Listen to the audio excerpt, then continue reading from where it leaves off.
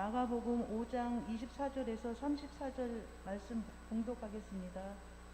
이에 그와 함께 가실새 큰 무리가 따라가며 에워싸 밀더라.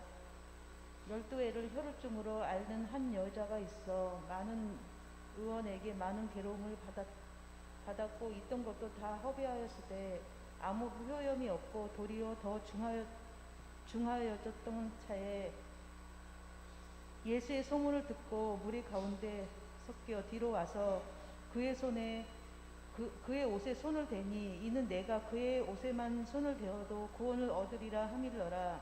이에 그의 혈루 근원이 곧 마름에 병이 나은 줄을 몸이 깨달으니라. 예수께서 그 능력이 자기에서 나간 줄을 곧 스스로 아시고 무리 가운데서 돌이켜 말씀하시되 누가 내 옷에 손을 대었느냐 하시니 제자들이 여짜오되 무리가 에워싸 미는 것을 보시고 누가 내게 손을 대었느냐 물으시나이까 하되 예수께서 이 일 행한 여자를 보려고 둘러보시니 여자가 제게 이루어진 일을 알고 두려워하며 떨며 와서 그 앞에 엎드려 모든 사실을 여짜온데 예수께서 가라사대 딸아 내 믿음이 너를 구원하였으니 편안히 가라. 내 병에서 놓여 건강할지어다. 아멘. 아멘. 감사합니다. 오늘도 하나님 사랑하시면 아멘 합시다. 신앙생활은 철저하게 영적 싸움입니다. 수많은 영적 싸움을 싸워서 승리하는 것이죠. 영적 싸움, 영적 전쟁이란 사람과 사건에 매이지 않고 주님과 씨름하면서 사단의 권세를 명하고 물리치는 것입니다. 오늘 본문의 외당장 야이로나 12의 혈루증 걸린 여인도 마찬가지입니다. 자신들의 문제 해결을 위해서 사람에게 매이지 않았고 주님과 씨름하면서 모두 승리한 사람들입니다. 오늘 여기 있는 여러분들도 많은 싸움 중에서 사람과 사건들에 매이지 않고 오직 주님의 도우심을 구하면서 이곳에 나온 줄로 믿습니다. 그런 여러분에게 참된 주님의 도우심이 충만히 임하기를 주의 이름으로 축복합니다. 오늘 말씀에는 혈루병 걸린 여인이 등장을 합니다. 원래 주님의 주 관심은 이 여인이 아니라 죽어가는 야이로의 딸이었습니다. 그래서 예수님은 우선 회당장 야이로의 딸을 고쳐주려고 가는 길이었는데 그 딸을 향해 가는 중간에 혈루증 앓는 여인을 만나서 씨름을 하게 된 것입니다. 촌각을 다투며 죽어가는 딸을 둔 야이로의 입장에서는 엄청난 시간 낭비였을 거예요. 그러나 주님은 그것과 상관없이 먼저 혈루증 여인과 많은 시간을 할애했습니다. 여기서 주님이 우리에게 주는 1차 교훈이 있어요. 그건 뭐냐? 첫째, 세상적으로는 낭비요 허비처럼 보이는 일도 주님에게는 가장 소중한 사역일 수 있다라는 겁니다. 그러니까 주님이 볼 때에는 이게 낭비 허비가 아닌 할애예요. 여러분, 마가복음 14장 3절 말씀을 보면 예수님이 문둥이 시몬 집에서 식사를 대접받고 있었는데 그때 향유 옥합을 깨뜨려서 주님을 섬기는 마리아란 여인이 나와요. 근데 이 향유 옥합을 깬 마리아의 행위를 보고 사람들은 낭비야 허비야라고 외쳤습니다. 심지어는 제자들은 분노까지 했다라고 기록이 되어 있어요. 그러나 그때 주님이 하신 말씀이 무엇입니까? 어찌하여 이 여자를 괴롭게 하느냐? 오늘 이 사람들은 내게 발 씻을 물도 주지 않았거니와 이 여인만이 힘을 다하여 내게 가장 귀한 일을 하였다. 칭찬했어요. 이어서 하신 말씀이 이 여인이 한 일은 허비가 아니라 나의 장래를 위한 가장 귀한 헌신이라 하면서 내가 진실로 진실로 너에게 이르노니 온 천하에 어디서든지 복음이 전파되는 곳에는 이 여자의 행한 일을 말하며 저를 따라합시다. 기념하라. 아멘. 이 여인이 행한 일을 기념하라는 거예요. 그러니까 여러분, 이렇게 사람 보기에는 허비요 낭비처럼 보여도 주님 볼 때에는 소중한 헌신인 거죠. 그래서 여러분, 여러분, 주님에게 드려지고 주님에게 쓰여지는 것은 절대 낭비가 없음을 기억하시기 바랍니다. 두 번째, 더 큰 믿음과 더 큰 문제 앞에 멈춰서신 예수님입니다. 더 큰 믿음과 더 큰 문제 앞에 가던 발걸음조차 멈추신 예수님. 여러분, 사무엘하 6장 6절 이하에 보면 다윗이 왕위에 오르고 나서 제일 먼저 한 일이 있어요. 그건 70년간 방치되었던 법궤, 하나님을 상징하는 법궤를 자기 성으로 왕궁으로 모시는 일이었어요. 그래서 그 법궤를 성대하게 꾸민 마차와 함께 그것을 마차에 싣고 옮겨오는데 갑자기 나곤이라는 사람의 타작마당에 이르러 소들이 날뛰기 시작을. 소들이 날뛰니까 뒤에 실었던 그 법궤가 떨어질 찰나에 우사라고 하는 수행원이 그거를 붙잡아요. 떨어지지 않게. 그런데 그걸 붙잡은 순간 거기서 즉사하고 말았어요. 나중에 그런 건 다른 설교 시간에 제가 설명하겠지만 왜 즉사했느냐 그걸 떠나서 일단 그 즉사한 사건이 일어났어요. 그러자 모두가 이 수레와 법궤를 가까이 하지 못하고 두려워 떨고 있는데 다윗 왕까지라도 그 소식을 듣고 어찌할 바를 모르고 있는데 그 떨어진 법궤를 오벳 에돔이라는 사람이, 기억해 놓으세요. 오벳 에돔이라는 사람이 이렇게 자기 집으로 가지고 가서 3개월 동안 모신 적이 있어요. 그런데 놀라운 것은 그 법궤가 3개월 동안 머물다가 나올 때 그 집에서 나오는데 3개월 만에 하나님이 그 집에 어떤 역사를 일으켰냐면 그것이 사무엘상 6장 11절에 있는데 기록됐을 거예요. 여호와의 궤가, 시작. 여호와의 궤가 가드 사람 오벳 에돔의 집에 석 달을 있었는데 여호와께서 오벳 에돔과 그의 온 집에 뭐를? 복을 주시니라. 할렐루야.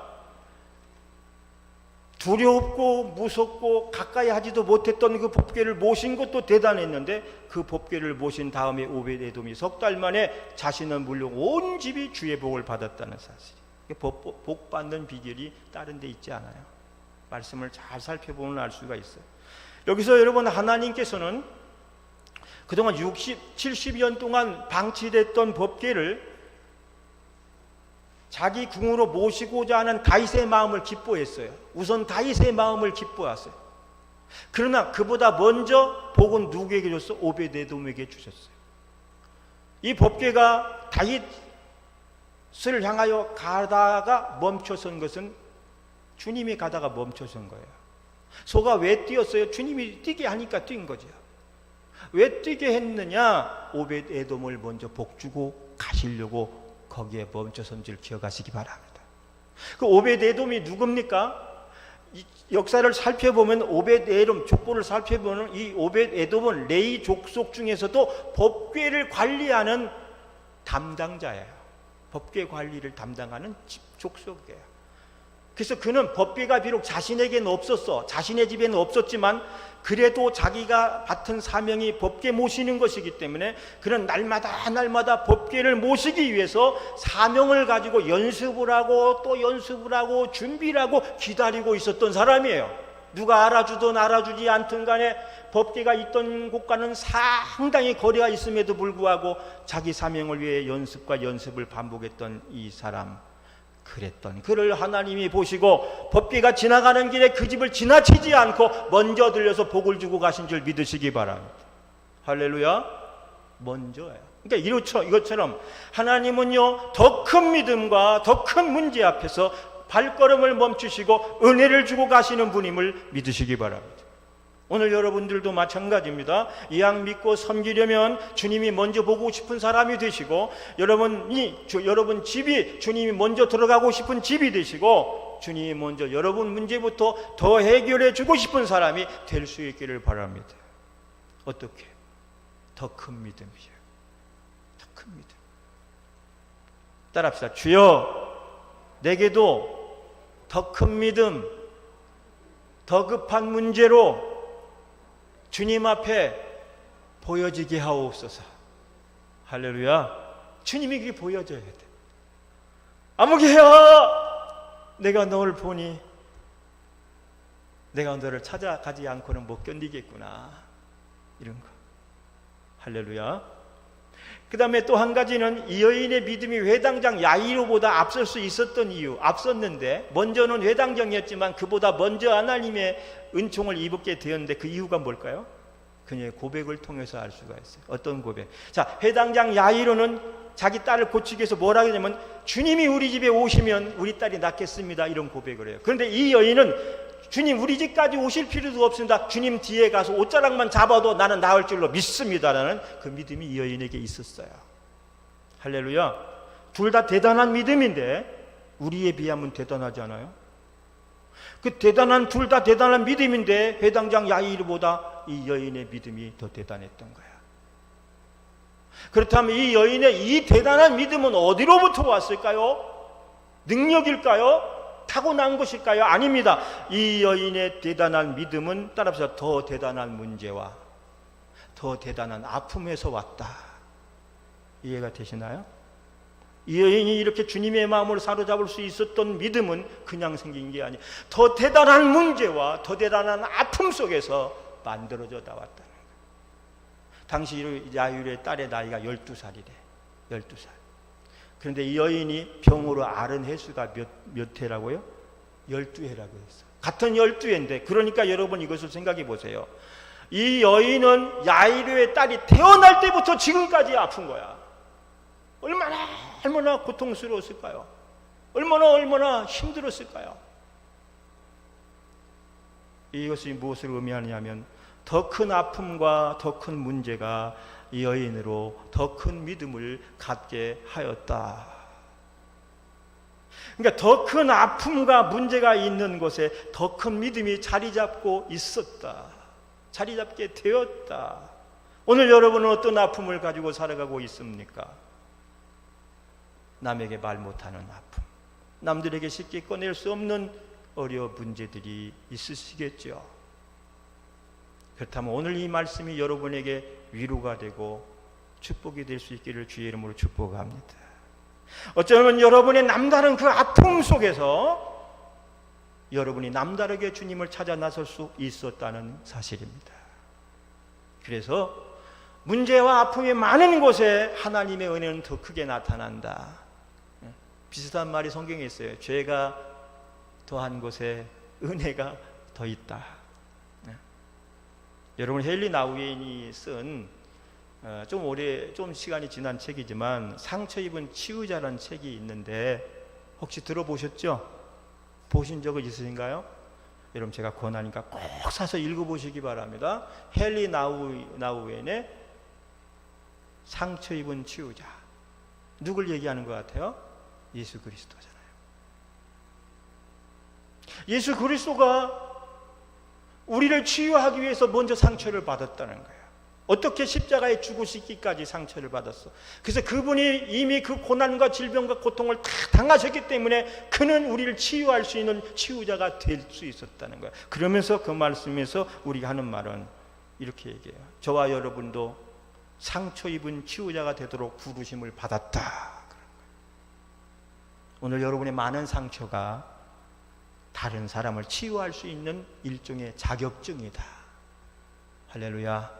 여러분이 남다르게 아파했고 힘들어했고 고생스러웠다면 그 아픔과 고통이 치유되고 나서 또 다른 사람을 치유할 수 있는 자격증을 여러분이 하나씩 받은 거예요. 이사야 53장 4절 5절에 그가 찔림은 우리의 허물을 인하며 그가 상함은 우리의 죄악을 인함이라. 그가 징계를 받음으로 우리가 평화를 누리고 그가 채찍에 맞음으로 우리가 나음을 입었도다. 이게 상처 입은 치유자 예수 그리스도. 할렐루야. 그렇다면 여러분 구체적으로 이 여인이 주님께로 나올 수 있었던 이유가 무엇이었을까요? 첫째, 이 여인이 가진 절망적인 요소가 예수께로 이끄는 첫 번째 요소가 되었다는 거예요. 절망적인 요소. 이 여인이 가지게 된 절망. 이 여인이 오랜 병으로 고생을 하는 동안에 자기 운명의 절박성을 깨닫게 된 거예요. 그리고 나서 이 여인은 절박하니까 예수님을 찾아 나온 줄로 믿습니다.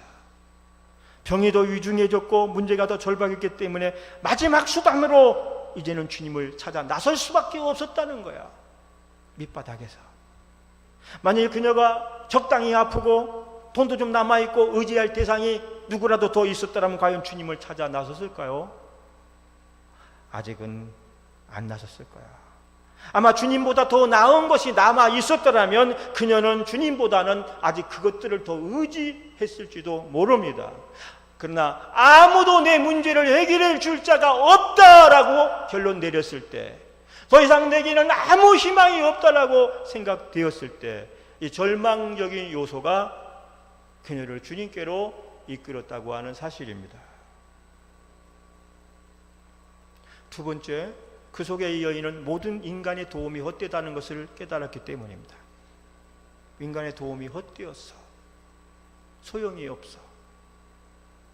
이 여인은 여기저기 수소문을 통해서 자기 병을 고쳐보고자 용하다는 사람들을 찾아보고 다녔지만 결국 자기 문제를 해결해 주는 이가 없었고 앞으로도 없다고 하는 사실을 깨달았을 때 그는 결국 예수님을 찾아 나섰습니다.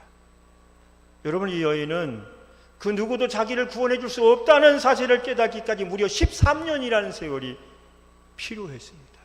13년 걸렸어요. 그렇게 그런 사실을 깨닫고 난 후에는 무섭도록 예수님께 집착을 했던 거야. 사람에게 밀려 치이고 운신할 수 없을 정도로 사람이 많은 상태에서 이리 치고 저리 치면서 그래도 그런 주님을 집착을 하고 주님 뒷가로도 가서 옷자락을 잡았던 거죠. 예? 세상엔 누구도 내 문제를 해결할 수가 없다. 이것이 이 여인으로 주님을 찾아 나설 수 있는 중요한 계기가 된 것입니다. 안산의 친구 교회 어느 부자 자매님이 등록을 하고 교회를 다녔습니다. 한 달 정도 지났을 때 목사님이 권사님, 집사님 두 사람을 불러서 그 집에 신방을 다녀오시라고 했어요. 그랬더니 이 두 분이 그 부잣집 신방을 다녀와서 하는 얘기가 그 집 잘 사는 이야기만 하고 있는 거야. 그 집은 안산에서 제일 좋은 집인 것 같고 정원도 좋고 마당도 좋고 잔디도 좋고 현관에서 집까지 가는데 30분 걸리는 것 같고 그 집에 들어가 차 한 잔을 마시는데 금대접 문대접 와 우리 같은 사람은 뭐 어쩌고 저쩌고 기가 팍 죽어가지고 그런 얘기하는 거야. 목사님이 딱! 그러니까 신방을 보냈더니 신방 바꿔 온 거야. 예수의 이름으로 신방을 가리 부잣집 가서 기죽을 일이 뭐가 있다고. 이게 이 차이죠. 아마 우리 권사님들 신방 보면 절대 그러지 안 하고 올 거야. 믿습니다. 나는 다 제압해버리고 뭔데? 그래서 뭔데 이렇게 잘 사는 사람이 우리 교회에 온 이유가 뭔데? 이유가 뭐야? 말해봐. 그렇게 나가서 울면서 얘기할 거 아니요. 그럼 듣고 와서 목사님 이렇답니다. 가서 기도해 주시죠. 그럼 되는데 그러고 왔어. 그래서 목사님이 직접 저렇게 대단하게 잘 사는 집의 자매가 까닭 없이 교회에 온 것이 아니리라 생각을 하고 아마도 피치 못할 사인이 있겠지 하고 그래서 그 영혼을 우리 교회로 보냈구나 생각을 하고 신방을 갔습니다. 신방을 가서 차를 한 잔 얻어 마시고 상담을 하는데 그 여인이 울면서 하는 말, 목사님 내일 모레 병원을 가야 되는데 절 좀 위해서 기도 좀 해주세요. 그러면서 털어놓는 얘기가 뭐냐면 이 여인은 턱 밑으로 갑상선이 자라는데 자세한 걸 몰라요. 자라는데 1년에 한 번씩은 수술을 해서 자란 걸 잘라내야 된다는 병이래요. 근데 문제가 뭐냐, 이 여인이 한 1000만 명 중에 한 명 있을까 말까 마취가 안 되는 체질이래. 마취하면 안 된대. 그런 체질이라 마취할 수 없이 수술을 해야 되니까 수술 자체가 뭐죠? 죽음인 거야. 사람 멀쩡한 정신에 눕혀놓고 목을 쬐가지고 빼내는 수술을 하니 이거는 그야말로 도살장에서 도륙하는 거고 이거를 짜게 가지고 이 피를 갖다 빼내가면서 이렇게 하니까 그것 자체가 말할 수 없는 죽음보다 더한 고통이라는 거예요. 이제 수술 날짜가 한 달 전부터 자기 온몸이 사시사시하면 떨듯이 떨리고 밤에 잠을 못 자고 음식도 못 먹고 죽을 지경이라는 거야. 그 목사님 기도해 달라니까 못 견디겠다니까 자기 정신으로. 그래서 하나님이 살아계시다면 나를 좀 붙잡아 달라고. 하나님이 살아계시다면 날 붙잡아 달라고 막. 그리고 와서 그러면서 하는 말이, 목사님 누구라도 좋은데 나 대신 가서 수술 받고 살 수 있다면 내 재산 다 드릴게요. 그랬다는 거야. 여러분, 세상에는 사연 없는 사람이 어디 있겠어요? 그쵸? 사연 없는 사람이 어디 있겠어요? 오늘 이 여인도 누구에게도 쉽게 말하지 못할 사연 때문에 12년 동안 고생을 했어. 그런데 이 여인의 누구라도 감당할 수 없는 그 사연 때문에 그 발걸음을 주님께 옮기게 했고, 그것 때문에 이 여인은 구원받게 된 줄로 믿습니다. 세 번째, 그 가진 재산을 모두 탕진한 거예요. 다 탕진했어요. 아직 치료받을 돈이 남아있고 쓸만한 재산이 있었다면 여전히 이 여인은 계속 좋다는 병의원 찾아다니면서 그랬을 거야. 그러나 이제 더 이상은 병의원을 찾아다닐 돈도 없고 도움 받을 것도 없고, 결국은 남은 것은 절망이라고 하는 단어 2개인데, 그런데 그렇기 때문에 놀라운 것은 이 여인이 예수님을 찾아 나서 주님을 만나게 되었다는 사실입니다. 여러분, 이것은 사실 이 여인의 진정한 은혜요 축복인 줄로 믿습니다. 이 여인의 이 고통과 절망이 아니었다면 이 여인이 과연 예수님을 찾아 나올 수 있었을까요? 주님 주신 은혜를 받고 구원을 얻을 수 있었을까요?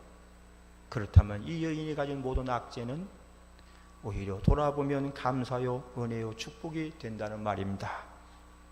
옛부터 탕자처럼 범죄한 인간을 찾으시는 하나님의 전형적인 방법이 3개 있어요. 뭐죠? 첫째, 질병, 실패, 죽음. 이 3가지가 하나님이 사람을 찾는 전매 특허 3종 세트예요. 셋 중에 하나씩 걸려서 주님께로 나오는데, 물론 여러분은 그런 가운데 나은 분은 없으리라고 제가 생각이 되는데, 맞나요? 있으시면 실례죠. 여러분, 근데 가장 좋은 것은 뭐냐 하면 실패나 질병의 고통이나 죽음의 환경이 아닌 가운데에서도 하나님을 만났고 그 하나님의 구원의 손길을 잡은 건 줄로 믿습니다. 만일 그렇지 않고 이 3가지 3종 세트 중에 하나를 만나서 주님께로 돌아오게 된다면 그건 그렇게 좋은 것 같지는 않아요. 우리나라 사람들은 자극적인 것을 너무 좋아해서 그 간증을 좀 들어도 막 자극적인 걸 막, 그래서 막 사람이 그냥 막 교통사고로 막 완전히 박살이 나는, 물에 빠져 완전히 죽어버렸는데, 막 어떤 때는 죽은 자도 살아났다는 걸 간증으로 할 때나 그 은혜가 좀 되는구나 그러잖아요. 여러분, 가장 큰 은혜는 평안한 가운데 믿음을 가지게 됐고 주님을 만나 섬기며 살 수 있는 것인 줄로 믿습니다. 여러분, 혹시라도 지금이라도 난 불 속에도 좀 들어가고 물 속에도 좀 들어가고 사자굴도 들어가고 풀 묶을 때 한번 맛 좀 보고 싶, 그런 사람이 있나요? 없으시기 바랍니다. 이런 말 있죠? 죽어봐야 지옥 맛을 알겠냐? 그런 말 있잖아요. 진짜 은혜는 그러는 가정 전혀 없는데도 내가 주님의 부름받고 이렇게 주의 은혜로 살아가게 되는 것인 줄로 믿으시기 바라고, 혹시라도 그 외의 어려움 때문에 힘든 가정을 걷고 있는 분이 계시다면 이 여인의 모습을 통해서 이 여인에게 베푼 하나님의 은혜를 보시면서 힘을 내시고 용기를 얻어서 구원에 이르러 승리하시기를 바랍니다. 그럼 이제 마지막으로 이 여인에게 우리가 배워야 될 믿음이 어떤 것이 있을까 제가 좀 살펴봤어요. 이 여인에게 우리가 배워야 될 믿음은 어떤 것일까요? 첫째는 전심을 다하는 믿음이었어요. 여러분, 예수님이 우리에게 준 복음은 전심을 다한 복음이고 예수님이 우리에게 주신 생명 또한 전심을 다한 생명인 줄로 믿습니다. 십자가의 죽으심으로 다 내어주신 생명과 복음인 거예요. 그러면 목숨 건 복음은 어떻게 찾아야 되냐면 목숨 걸고 찾을 때 그게 전심이 되는 거예요. 주의 복음과 생명은 내가 전심을 다하여 찾아야 되는 거예요. 그래서 잠언 8장 17절 말씀을 보면 나를 사랑하는 자들이 나의 사랑을 입으며 나를 간절히 찾는 자가, 여기 간절히 찾는, 전심을 다하는 자가 나를 만날 것이니라. 할렐루야. 전심을 다하는 거예요. 우리의 믿음이 전심을 다하는 거예요. 우리가 예배도 찬양도 기도도 말씀의 은혜도 저절로 내게 떨어지는 것이 아니라 내가 듣고자 하는 전심이 내게 있을 때 떨어지는 말씀이 부스러기 같을지라도 그것이 내게 양식이 될 수 있는 거예요. 전심을 다하는 거예요. 전심이 뭐냐? 우리가 목마른 사슴 시내 물을 찾아 헤매이, 이런 것 있잖아요. 우리는 찬양을 많이 불렀지만 이 전심의 의미를 잘 생각 안 해요. 이 전심이 어떤 전심인가 들어보세요. 사슴 한 마리가 오랜 가뭄 끝에 물 한 모금을 마시지 못하고 죽어가게 됐어요. 갈증이 도를 넘어버렸어요. 목숨을 걸고 물을 찾아 헤맨 끝에 저 만치에, 저쪽에 이제 유삼입에서 눈을 깜빡깜빡하는 저 만침 뒤에 샘 하나가 있는 걸 발견했어요. 먼 발치에서 물이 가득한 샘이 있어요. 그걸 발견한 순간 사슴은 그곳을 향하여 전심으로 달려갑니다. 전심으로 달려. 그런데 그 선 곁에는 포수가 총을 들고 탁 숨어 있어요. 그러나 사슴은 그 한 모금의 물에 목숨을 걸었기에 그 따위는 안중에도 없었어요. 오직 그 샘 하나만을 바라보면서 쏜살같이 달려가다가 그만 가까이로 땅 하는 소리와 함께 사슴은 그 자리에 고꾸라지고 말았습니다. 그런데 사슴은 포수의 총에 맞았음에도 불구하고 마지막 숨을 가쁘게 내쉬면서 그의 시선은 어디를 향하고 있는지 알아요? 샘을 향해. 마지막 숨을 헐떡이면서도 그의 시선은 물이 가득한 샘이었어요.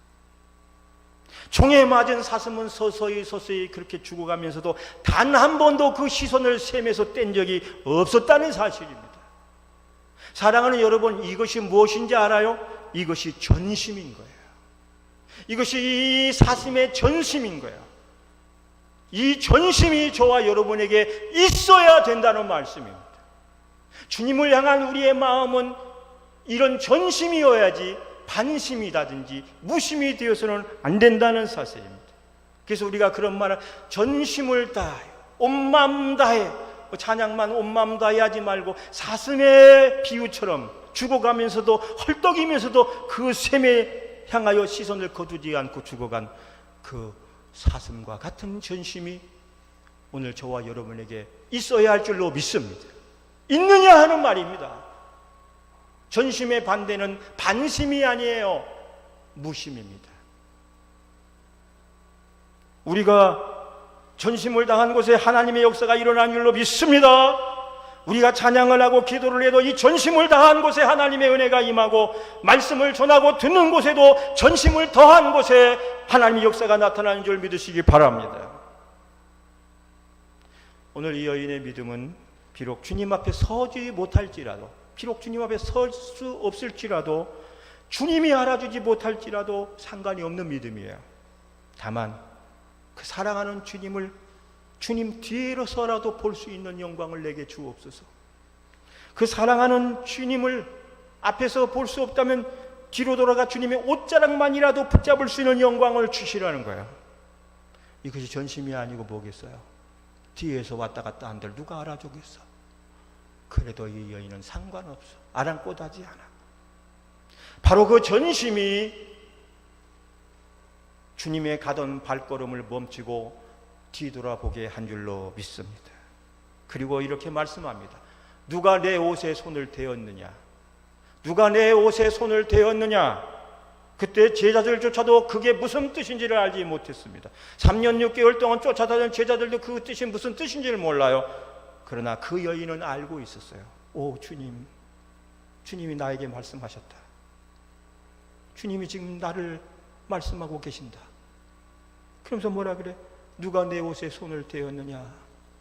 예, 접니다. 제가 감히 주님의 옷자락을 잡았나이다. 사랑하는 여러분, 바로 이 여인의 전심을 다한 이곳에 옷깃만 닿았음에도 불구하고 하나님의 놀라운 능력이 나가고 그 하나님의 은혜가 놀라운 치유의 능력으로 임했다는 사실을 믿으시기 바랍니다. 그러면 오늘 여러분들도 주님을 향하여 전심을 다하시기 바랍니다.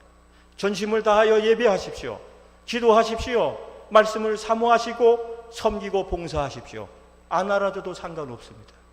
나에게 눈길조차 주지 않아도 상관없습니다. 주님 뒤에 서 있는 것만으로도 내게는 영광이 되옵니다. 이 믿음이 우리가 배워야 될 여인의 믿음이에요. 두 번째는 겸손한 믿음입니다. 겸손은 100번을 강조해도 오히려 부족한 말 아닙니까? 하나님 은혜 받기 위해서 여인이 얼마나 겸손했는가를 생각해 보세요.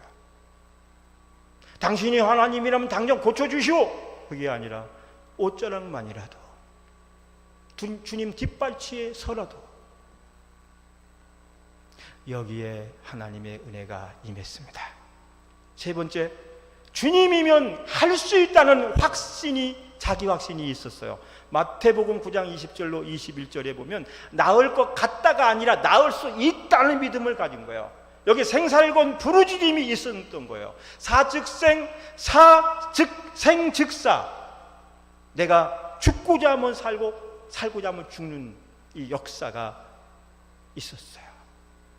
그때 주님이 하신 말씀은 내 믿음이 크도다. 내 낫고자 하는 믿음을 칭찬했어요. 할렐루야.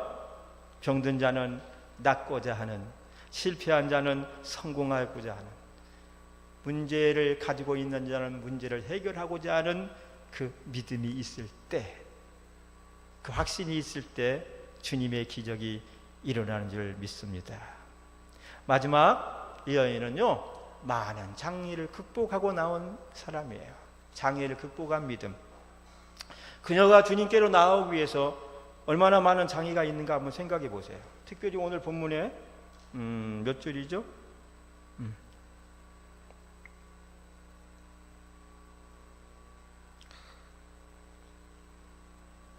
5장 21절을 보면 예수께서 배를 타시고 다시 서편으로 건너가시니 큰 무리가 그에게 모이거늘 이 바닷가에 계시더니 그랬어요. 그리고 쭉 보면 사람들이 얼마나 많았는지 서로 밀치고 밀고 막 서로 부딪혔는데 누가 누굴 만졌는지 모를 정도로 그렇게 많은 사람, 그리고 거기 모인 90% 이상 대부분은 남자들이었어요. 그녀가 예수님을 만나기 위해서 어떤 장애? 첫째, 여자라는 신분의 장애가 있어요. 여자. 이거 탈레반 아프가니스탄 사태 알죠? 전부 이게 뒤집어 쓰지 않고 막 총살당하고, 그 당시가 그런 때였어요. 여자는 이걸 뒤집어 쓰고도 혼자는 못 나와. 남자가 보호자가 따라와야 되는 그런 시대 속에서 이 여인은 주님을 향하여 달려나왔어요. 또 혈류병이라고 하는 병은 율법에서는 천형, 하나님 내린 병이다 그래 분류해서 부정한 병으로 나단해서는 안 되는 병이 되었어요. 그런데도 불구하고 수백 수천의 사람들이, 남자들이 몰려있는 곳으로 그가 나아가기가 얼마나 장애가 있었겠는가. 그러나 얘는 그 모든 장애를 극복했다. 그러므로 여러분, 신앙은 장애가 없는 것을 찾아다니는 것이 아니라 장애를 극복하는 것인 줄 믿습니다. 참 신앙은 문제없는 교회만을 찾아다니는 것이 아니라 오히려 문제가 있기에 그 문제를 해결하는 곳으로 섬김으로 나아가는 곳이어야 한다. 저는 오늘 서두에 신앙은 영적 싸움이라고 말씀을 드렸어요. 영적 전쟁은 사람과 사건에 매이지 않고, 절대로 사람과 사건에 매이지 말아야 돼요. 힘들어도 어려워도 속이 상해도 오직 주님과 씨름을 하면서 문제를 이기고 나가는 겁니다. 오늘 여러분의 문제를 주님께 적극적으로 호소하고 나가라는 말씀이에요. 결론입니다. 오늘 이 병든 여인의 그 무엇이 주님의 은총을 입을 수 있게 되었나요? 아이러니하게도 그녀가 가진 아픔과 질병 때문이었어요. 여러분, 오늘 그녀가 가진 실패, 아픔, 고통은 하나의 약점이었지만 그것 때문에 그녀가 주님께 나아갈 수 있게 되었고, 그녀의 약점은 거치는 거침돌인 줄 알았는데 알고 보니 주님께로 달려가는 디딤돌이 되었다는 거예요. 여러분, 사람마다 다 약점이 있습니다. 여러분에게도 약점이 있어요. 그러나 여러분과 나의 약점이 영원한 약점이 아니라는 사실을 알아야 돼요. 그 약점 때문에 주님을 찾고 주님을 만나고 주님의 은혜를 입을 수 있다니 내 약점은 오히려 내게 최고의 은총이 될 수 있음을 믿습니다. 그러므로 오늘 여러분이 어떤 연유로 주님을 만나게 되었을지라도 감사하시기를 바랍니다. 그리고 오늘 말씀 더 큰 믿음과 더 큰 헌신의 모습을 가지고 사시기를 바랍니다. 더 나아가 이제는 남의 상처, 내 상처만 보듬지 말고 남의 상처를 붙잡고 치료하는 진정한 위로자가 되며 사십시오. 주님이 영원토록 함께 하시기를 주의 이름으로 축복합니다.